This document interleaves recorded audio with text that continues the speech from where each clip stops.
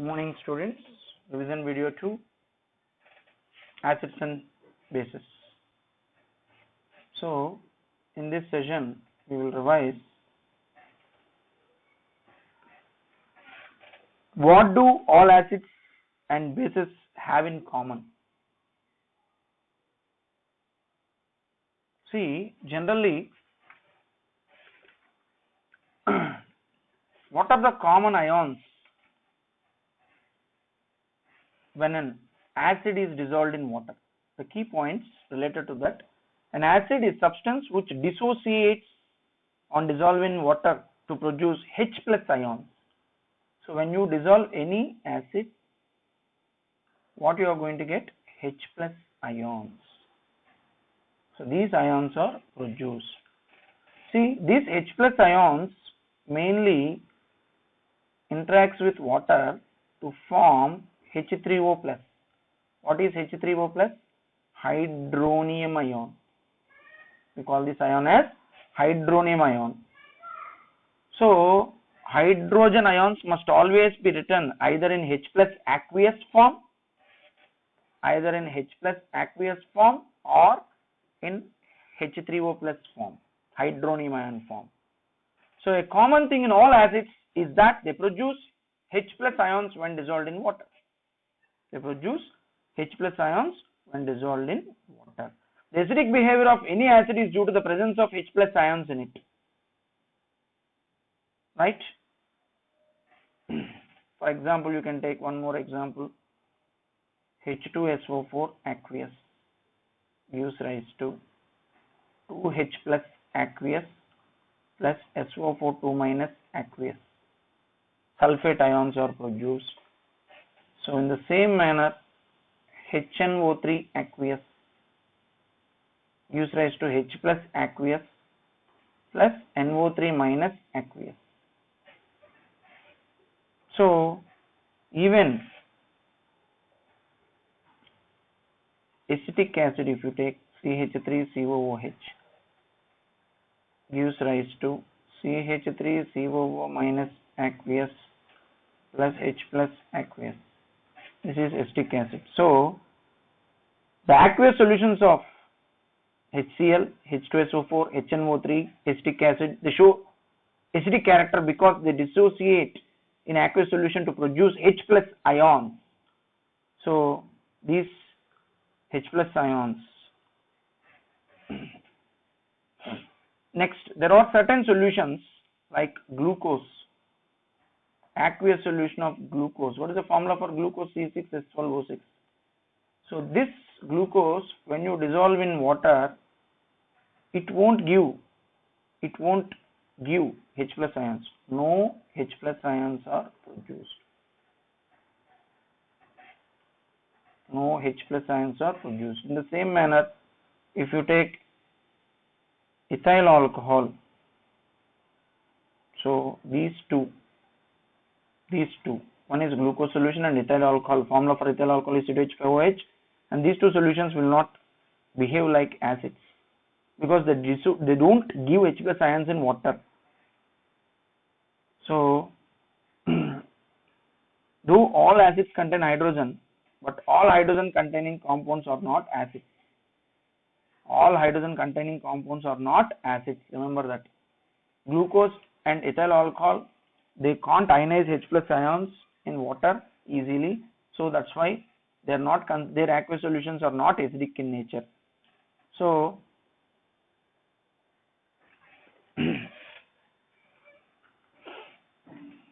next, what happens to an acid or base in a water solution? So there, for example, you can take, suppose if you take any base, NaOH aqueous. Suppose if it is in solid state, if you dissolve this one in water, turns into Na plus aqueous plus OH minus aqueous. So bases when dissolved in water, they show like that. Even if you take KOH, potassium hydroxide in solid state, when you dissolve in water, you will get K plus aqueous plus OH minus aqueous. So in the same manner, if you take MgOH twice in solid state, when you dissolve this one in water, you will get Mg2 plus aqueous plus 2OH minus aqueous. So bases generate OH minus ions when dissolved in water. Water soluble bases, we call them as alkalis. Very important point. Water soluble bases, we call them as alkalis, water alkalis. So that is water soluble bases. Now you know a neutralization reaction, you already know. Suppose HCl plus NaOH gives rise to NaCl plus water. Okay, so here the H plus ions from this acid reacts with OH minus ions from base to form water. So this is an example of neutralization reaction. The H plus ions produced by that HCl and OH minus ions produced by from NaOH. The H plus ions from HCl interacts with OH minus ions from NaOH to form water. So this is the best example for neutralization reaction. So what happens when you dissolve an acid and base in water? So definitely when an acid is reacted with a base, salt is formed. At the same time, energy is released during that process. So here most of the neutralization reactions you can take, they are exothermic reactions. They are exothermic because heat is evolved during the process. During the neutralization reaction, heat is evolved and even salt is formed during the neutralization reaction. This is very, very important. So mixing an acid or a base with water, what happens when an acid or base is treated with water? It results in the decrease in concentration of hydronium ions or OH minus ions per volume. So such a process we call them as dilution. What we call that process? Dilution. So when an acid is dissolved, when an acid or base dissolved in water, two phenomena takes place. One is called dilution process and second one is called ionization process. These two processes takes place when an acid is dissolved in water. One is dilution and other one is ionization. Okay, that is also a key point. Next, see, you can see this one. So this is the diagram. You can see HCl aqueous solution in water conducts electricity. So dilute HCl solution, you can see here, pour some dilute HCl in the beaker and switch on the current. Bulb starts glowing. In the figure, in the first HCl aqueous solution, their bulb starts glowing. This shows that HCl solution taken in the beaker conducts electricity. If we repeat the experiment by taking sulfuric acid, the bulb glows again. So sulfuric acid, aqueous solution, sulfuric acid conducts electricity. So in the second case, you can take glucose solution in water. It doesn't conduct electricity because glucose will not release H plus ions. So the aqueous solution of acid conducts electricity due to the presence of charged particles called ions. Generally, if you take dilute HCl, H plus ions are there. Because of the charged ions only bulb will glow. But here in glucose, it won't release any charged ions. So bulb doesn't glow when you take glucose because it is a non-electrolyte. Glucose is a non-electrolyte. Even in alcohol also you can take. Alcohol also is a non-electrolyte. So that is important. So next point what you have to remember is compulsory charged particles. Aqueous solution of acid conducts electricity due to the presence of charged particles, ions in it. So glucose and alcohol solutions doesn't conduct electricity due to the absence of ions. What ions? H plus ions. Next point, important point, distilled water. Distilled water doesn't conduct electricity. Distilled water doesn't conduct electricity. Why? What is the reason? Because it doesn't contain any ionic compound like acids, bases or salts. It doesn't contain any ions in it. It doesn't contain, which is distilled water is free from all the ions. So the distilled water doesn't conduct electricity because due to the absence of ions in it. So next, rainwater, if you take, rainwater conducts electricity. Rainwater conducts electricity. Why? Why rainwater conducts electricity? Because rainwater, while falling to the earth through the atmosphere, it dissolves many acidic gases like carbon dioxide from air. So that rainwater interacts with carbon dioxide and turns into carbonic acid. Okay, and now this carbonic acid, it splits into H plus and carbonate ions, CO3 2 minus. So H, which produces ions in rainwater. So carbonic acid provides H plus ions and carbonate ions. So due to the presence of this carbonic acid, which provide presence of carbonic acid, due to the presence of carbonic acid, rainwater conducts electricity. In the same manner, the rainwater also interacts with some acidic oxides like sulfur dioxide. Rainwater interacts with sulfur dioxide to form H2SO3, and this H2SO3 splits into H plus ions and sulfite ions. So these H plus ions are present in rainwater, they will conduct electricity. Even it interacts with nitrogen dioxide to form nitric acid. So nitric acid mainly contains which ions? H plus ions, and these H plus ions are mainly responsible for conduction of electricity. Conclusion point: distilled water doesn't conduct electricity due to the absence of H plus ions, whereas rainwater conducts electricity due to the presence of H plus ions. So acids, they don't show acidic behavior in the absence of water. That is the key point. Acids, they don't show acidic behavior in the absence of water. See here, for this purpose, in the absence of water, substance will not form H plus ions, hence will not show its acidic behavior. So that is a key point. So acids don't show acidic behavior in the absence of water. That is the conclusion. See, for example, preparation of HCl gas, concentrated sulfuric acid and sodium chloride I mixed. See here, sodium chloride and few drops of corn sulfuric acid are added. Then what happens? What happens? Whenever corn sulfuric acid is poured with NaCl, see there, which gas is evolved? HCl gas is evolved. You can see here in the second test tube.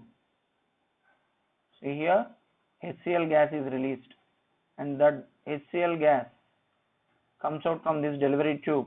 And when you allow HCl gas to pass over dry blue litmus paper, what happens? Held in HCl gas. So there won't be no change in color. Dry HCl gas can't change the color of blue litmus paper. So dry litmus paper, when it is brought in contact with HCl gas, it won't change its color. Next, the same HCl gas, when it is brought in contact with moist litmus paper, that moisture contains water, moist blue litmus paper, it turns red in presence of HCl gas. So when dry HCl gas is passed over moist litmus paper, it turns moist litmus paper turns into blue color. Moist blue litmus paper turns into red color. So finally, blue litmus turns into red color. So from this experiment, you can say that dry HCl gas doesn't contain any hydrogen ions in it, so it doesn't show acidic behavior. In fact, dry HCl gas doesn't change the color of dry litmus paper because it has no H plus ions in it. Whereas when HCl gas dissolved in water, it forms H plus ions and it shows acidic behavior. That is the thing what you have to remember. So HCl gas turns wet blue litmus red because it dissolves in water to present in wet litmus paper to form H plus ions, so which can turn blue litmus to red. So that is a key point. Okay, students. Now, what are strong and weak acids? An acid, when you can say it has a strong acid? What is meant by a strong acid here? Say an acid which completely ionized in water and thus produces a large amount of H plus ions, we call strong acid. For example, HCl, it ionizes completely in water, complete ionization, that is a strong acid. Even sulfuric acid in aqueous medium, it releases H plus ions, so it is considered as a strong acid. Examples, these are the acids. So in the same manner, weak acids, if you take, Weak acids partially ionize in water. Weak acids partially ionize in water. So, and thus produces a small amount of H plus ions. So, complete ionization will not take place. So, that's why acetic acid reversibility symbol I am using, because that symbol indicates partial ionization. So, weak acids will not ionize completely in water. So, examples of weak acids here, you can take carbonic acid, H2CO3. Weak acids, they react very slowly with other substances. So, then the concentrated solution of an acid is diluted by mixing water, then concentration of H plus ions or unit volume decreases. So, these are the key points. Next, coming to the point of strength of these acids and bases. Here,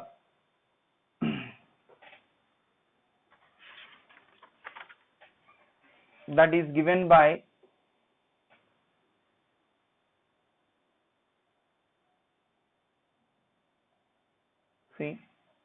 there is a scale, pH scale. It is mainly useful. pH scale is mainly used to find out the strength of acids and bases. If you want to find the strength of acids and bases, which scale is used, students? pH scale.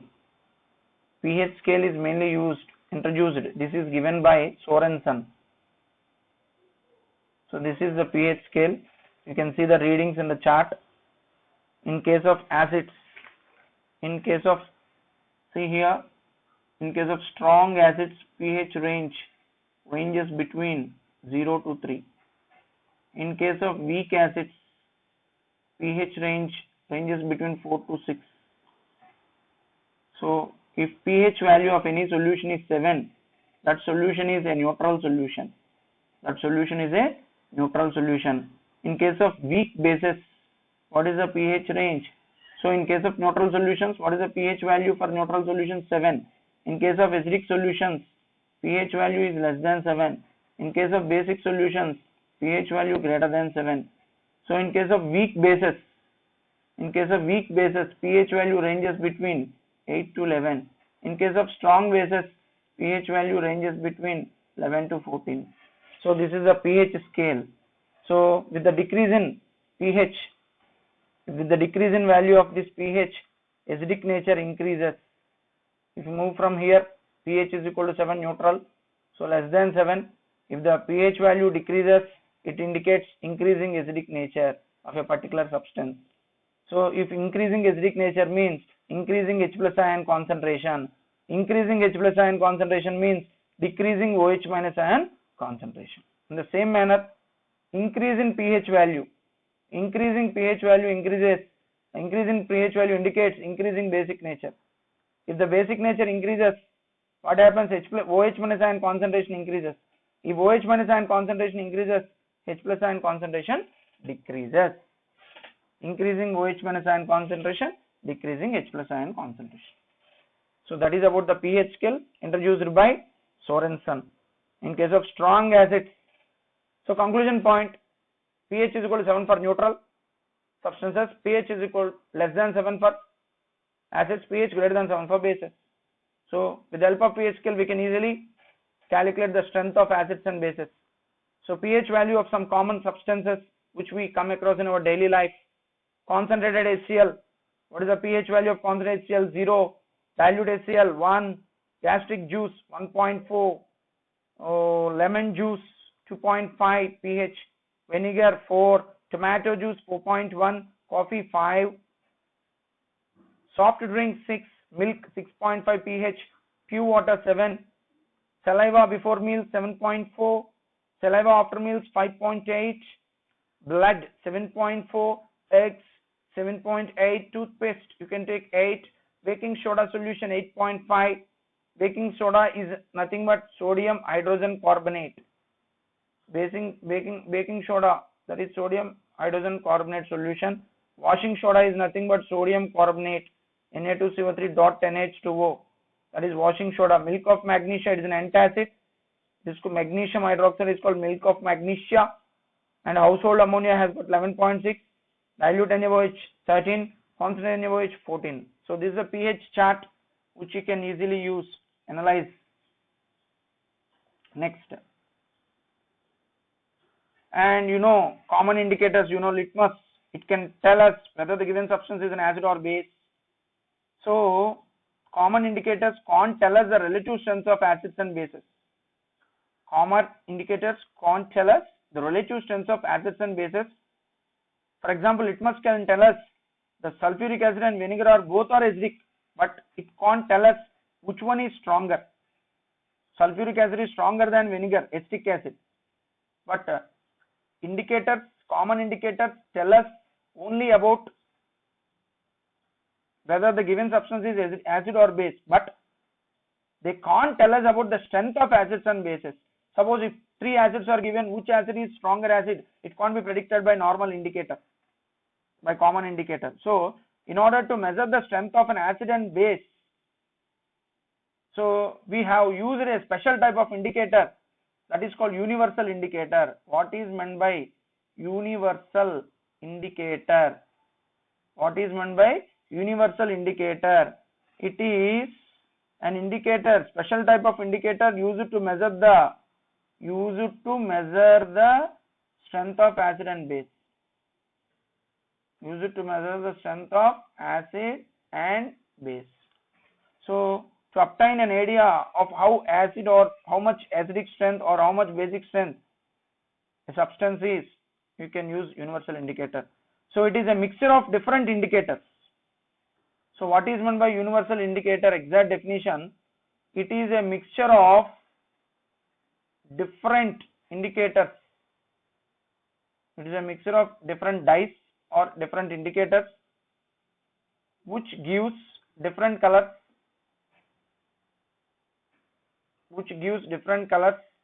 at different pH values of the entire pH scale.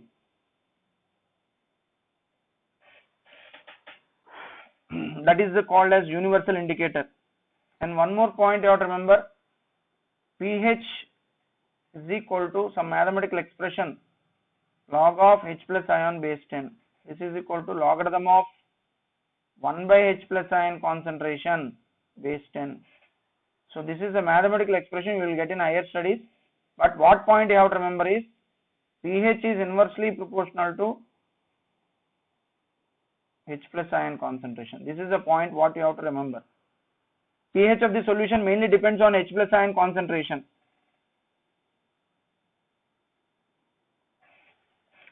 So remember, if pH value is more, H plus ion concentration is less.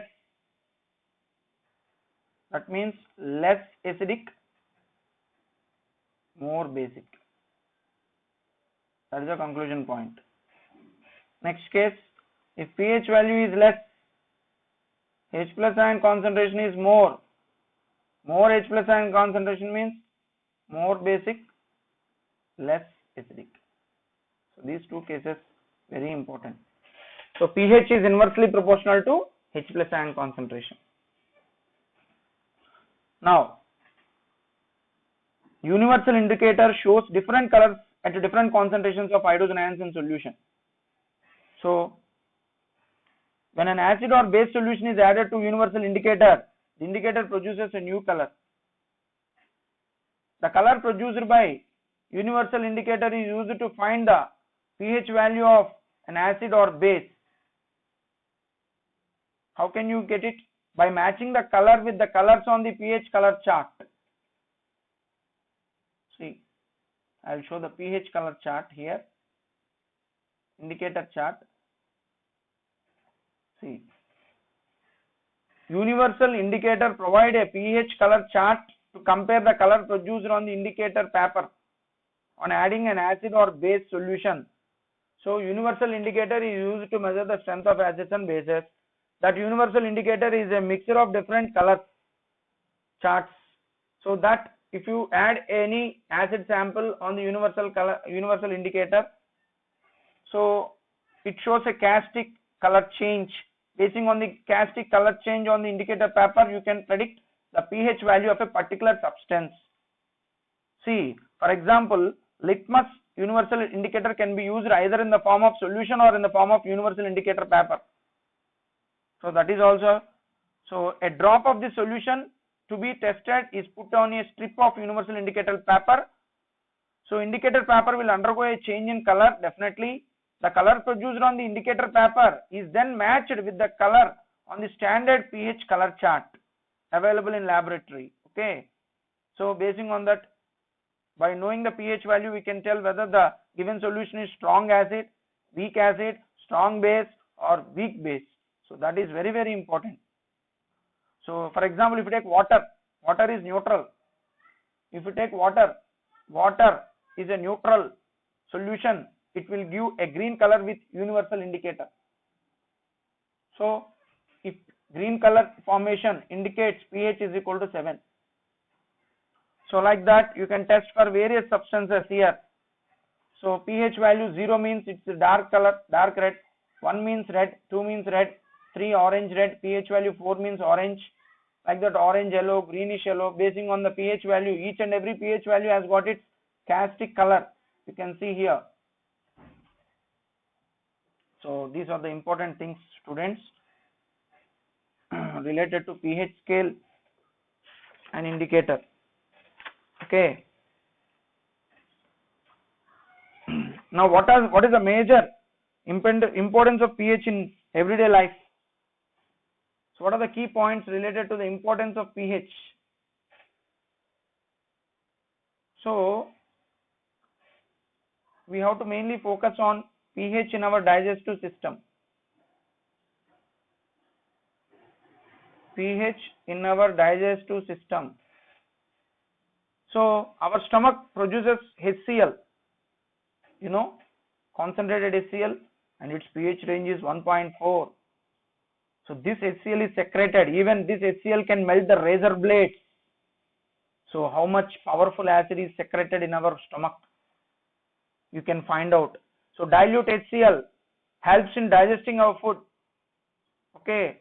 So the excess of acid in the stomach, sometimes due to some health problems, issues, the excess of acid is secreted in the stomach, and the excess secretion of acid in the stomach causes indigestion. Okay, which produce pain and irritation. In order to cure indigestion problem and get rid of pain, we take some bases. We call them as antacids. So these antacids, these are a group of mild bases. Antacids are the group of mild bases which have no toxic effects on the body. So in order to avoid the acidity, we prefer some antacids. Antacids are basic substances. Antacids are bases. Simply we can say they are bases. So being basic in nature, antacids react with excess acid secreted in the stomach and neutralized. So finally, the person who is suffering from acidity, he must be treated with antacid. The main two common antacids which prevent indigestion here, that is milk of magnesia. Important. Milk of magnesia, that is an antacid formula, MgOH twice, and other one is sodium bicarbonate or sodium hydrogen carbonate. This is called baking soda. This is called baking soda. These two are best antacids which we use, and these antacids will control the pH in our stomach. Next application, pH change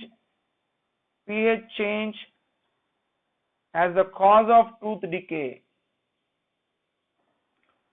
pH change as the cause of tooth decay. So you know, generally we eat food containing sugar. The bacteria present in our mouth break down sugar to form acids, mainly lactic acid. So whatever the bacteria present in our mouth, they break down the sugar into acids. So the acid is formed in the mouth after any jaggery food has been eaten. So this lowers the pH value in the mouth, so making it acidic. Tooth decay starts when the pH of the acid formed in the mouth falls below 5.5. If pH value in the mouth is below 5.5, what happens? Tooth decay starts. That is important. So below, this is because the acid becomes strong enough to attack the enamel of our teeth and corrode it. If the pH value is less than 5.5, it's still more less than 5.5 means that acid attacks the enamel of our teeth and corrode. So this will create a tooth decay. So tooth enamel, generally tooth enamel is made up of calcium phosphate. It is the hardest material in our body. This is calcium phosphate. Our tooth enamel is made up of calcium phosphate. Okay, hardest material. It gets corroded while the pH in our mouth is lower than or less than 5.5. Starts corroding. So the best way to prevent tooth decay is to clean the mouth thoroughly after eating food by rinsing with a lot of clean water. Many toothpastes, toothpaste contain bases to neutralize mouth acids. So we use toothpaste. Why we use toothpaste every day? Because pH value is about 8. Toothpaste pH value is about 8. So toothpaste, it acts as a base. Toothpaste acts as a basic solution. So using toothpaste for cleaning the teeth can neutralize the excess acid in mouth and prevent the tooth decay. So neutralization takes place. Neutralization reaction takes place in the mouth. Okay. So toothpaste pH value is 8. So that's why early morning our mouth gets bad odor because of the excess acid secreted during the night time. So sugars, whatever the food we eat, that is sugar content is present in that, sugars breaks down into acids, and this acids will make the pH value very less. So if the pH value is very less, means less than 5.5, means bad odor, unpleasant sensation will come. So immediately if you wash with toothpaste, that is a base interacts with acid, and finally the mouth gets cleaned, and this toothpaste will prevent the tooth decay. Right? Excess acids in mouth will disturb the tooth enamel, which is made up of calcium phosphate. So in order to maintain a good toothpaste having pH value nearly equal to 8 should be maintained. Now, plants and animals are sensitive to pH changes. Next point, plants and animals are sensitive to pH changes. So these key points here, main thing is, so the main thing related to growth of plants, that is soil pH and plant growth. So most of the plants grow best when the pH of the soil is close to 7.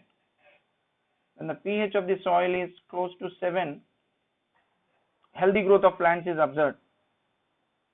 If the soil is too acidic or too basic, plants grow badly. So the soil may be acidic or basic naturally, generally. The soil pH is also affected by the use of certain chemical fertilizers. So acidic soil, if pH less than 4, that is acidic soil. If pH value for basic soil is 8.3, so we have to be very careful. Farmers have to go for pH tests, for soil tests. So depending upon the pH range, we have to use the fertilizers also. If the soil is too acidic, having low pH, then it is treated with materials like bases. In order to reduce the acidic strength of soils, acidity of soils, we have to add certain bases like calcium oxide, calcium hydroxide bases must be added in order to reduce the acidity. Now, in order to reduce the basicity, what the high pH, suppose we have to add some other substances. So calcium hydroxide, chalk, clay lime, all these materials or bases. They react with excess acids present in soil and reduce the acidity. So if the soil is too much basic, what we have to do? We have to add decaying organic matter or compost which contain acidic materials. So acidic sample test, pH of the soil test must be maintained. So pH change and survival of animals. So our body works well within the narrow pH range 7 to 7.8. If due to some reason, if pH range gets disturbed in the body of a person, then many problems occur. Aquatic animals, fish can survive in river water with a narrow pH change. So here, when pH of rainwater is about 5.6, it is called acid rain. When it is called acid rain, when pH of the rainwater is about 5.6, it is called acid rain.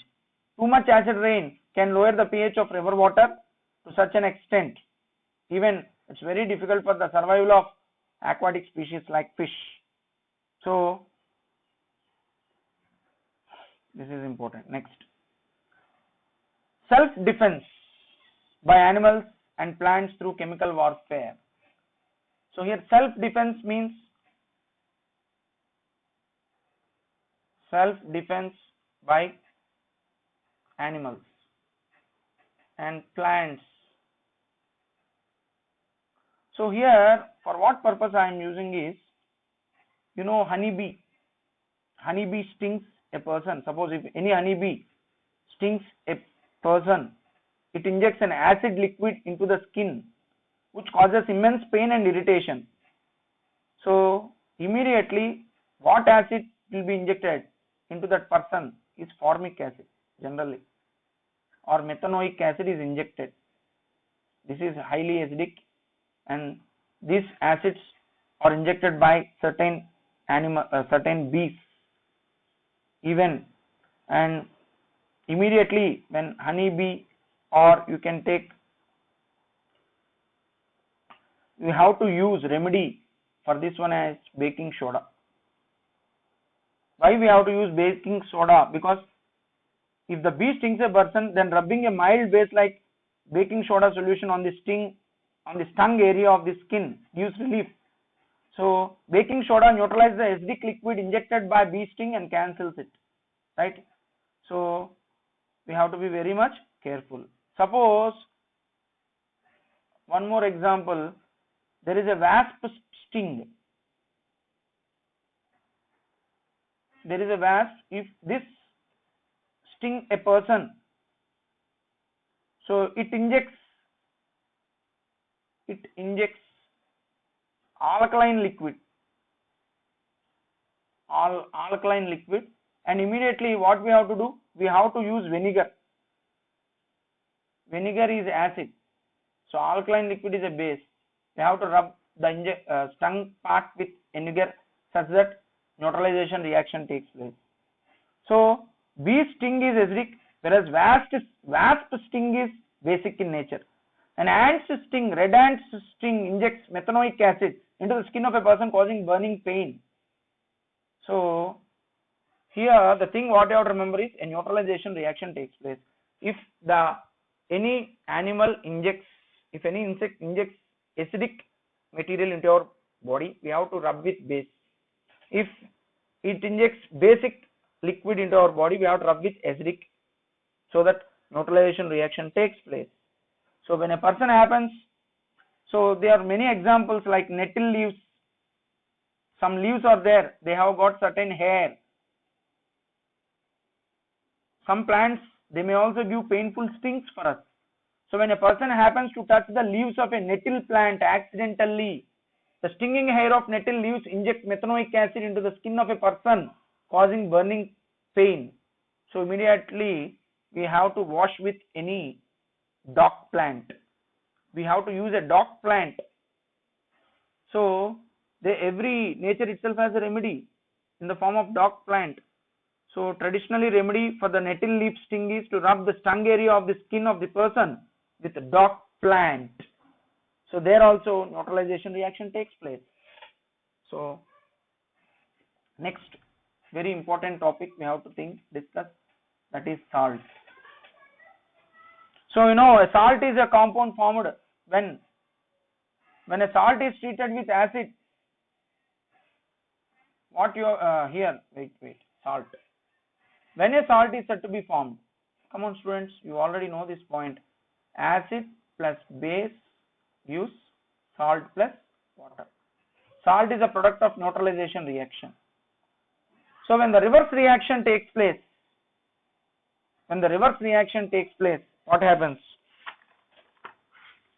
When the reverse reaction takes place, so what happens? Salt on hydrolysis gives acid and base. Remember that. Salts on hydrolysis gives acid and base. So there are certain salts here, you know, sodium chloride, calcium chloride, magnesium chloride. So all these are different examples of salts. So when an acid reacts with base, these salts are formed. For example, if you take sodium chloride, how it is formed? It is a salt of sodium hydroxide and HCl. Gives NaCl plus water, like that. Calcium chloride is a salt of calcium hydroxide plus HCl. That is important. Magnesium chloride is a salt of magnesium hydroxide plus HCl.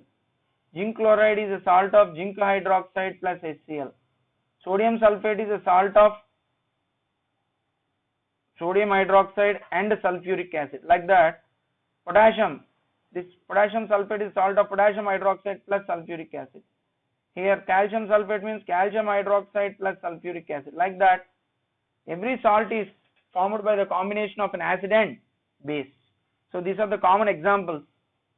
Just like acids and bases, salts also conduct electricity. See, generally salts having positive and negative ions endowed with it. Okay, now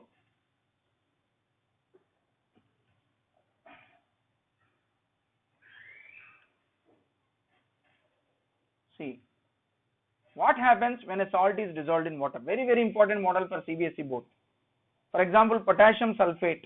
Here potassium sulfate when dissolved in water, what you are going to get? Potassium hydroxide plus sulfuric acid. So sodium sulfate when dissolved in water, what you are going to get? Sodium hydroxide and sulfuric acid. Calcium sulfate when dissolved in water, what you will get? Calcium hydroxide plus salts on hydrolysis gives acid and a base. So magnesium sulfate on hydrolysis gives magnesium hydroxide and sulfuric acid. Copper sulfate on hydrolysis gives CuOH twice, copper hydroxide and sulfuric acid. Sodium chloride, very important for objective.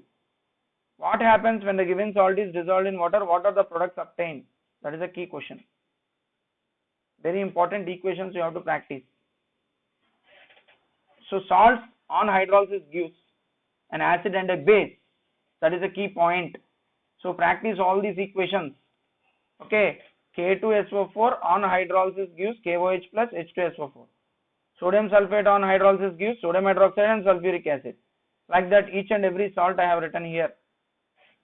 So it is a combination of different salts. Some salts are formed by the combination of strong acid, strong base.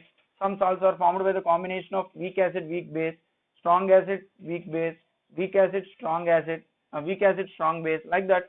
So different families of salts are formed here. So what about the pH of these salts? See, whenever you dissolve salts in water, that is called hydrolysis of salt, the resultant solution may be acidic or may be basic. So the key point what you have to remember is, if any salt on hydrolysis gives strong acid plus strong base, this combination, the pH value becomes equal to 7. If any salt on hydrolysis gives strong acid, strong base, pH value is 7. If any salt on hydrolysis gives a mixture of weak acid plus strong base, so strong acid, strong base means neutral. Okay, neutral solution. In case of neutral solutions, pH is 7.